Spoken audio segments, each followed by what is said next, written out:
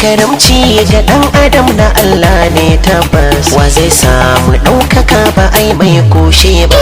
Karamci ga dan adam na Allah ne tabbas, wa zai samu ɗaukaka ba ai mai kushe ba. Sauti daga arewablog.com. Duk girman maɗaukaki ada mai koyo ne, a kwanta tashi wataran ɗan kallo ne, idan shi yake faɗi ta kan ɗaukowa ne. Mai yasa waɗansu yau suke yin shirme ne, mai tashi idan sai yau su ce sai sun zo ne. Katanga ta ɗaukaka ta kan jure jifa, mai girma da kankani yake kyawun sufa.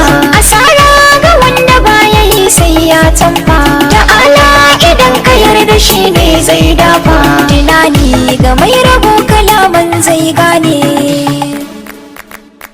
Haske cikin duhu ba shi boyuwa, ai masu hassada ke da cutuwa. Duk sanda lokaci zai makawa, har shanka ne yake ma garkuwa. Sai kai abin da za a yi gamsuwa, kalma ginin da sai yayi tsaruwa. Sharri ya kan mai shi har gida, shaidan waɗansu ke yi wa raɗa, sai kullatar mutum ko barbaɗa.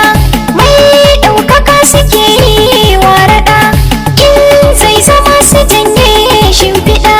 Mai kyau yayo shi ba sa gamsuwa.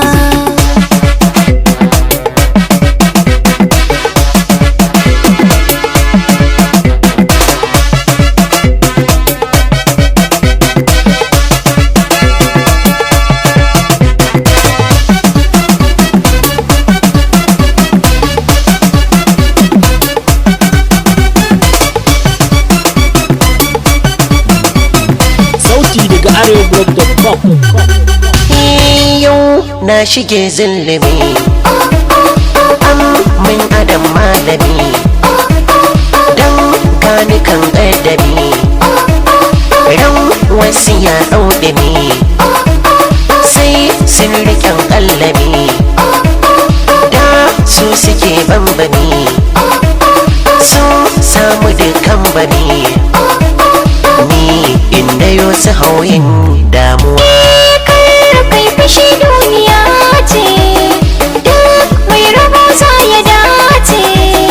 Duk rayuwa lokaci ce, mai hassada shi ya kauce. Har shankadai za ka tsabce, shi za ya sa har ka zarce. Duk wanda zai ma kwatance, kyawun amanka zai ma garkuwa.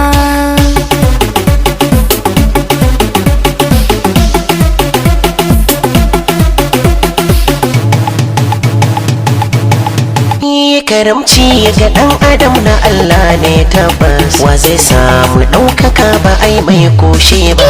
Karamci ga ɗan adam na Allah ne tabbas, wa zai samu ɗaukaka ba ai mai kushe ba. Karamci ga ɗan adam na Allah ne tabbas, wa zai samu ɗaukaka ba ai mai kushe ba. Karamci ga ɗan adam na Allah ne tabbas, wa zai samu ɗaukaka ba ai mai kushe ba.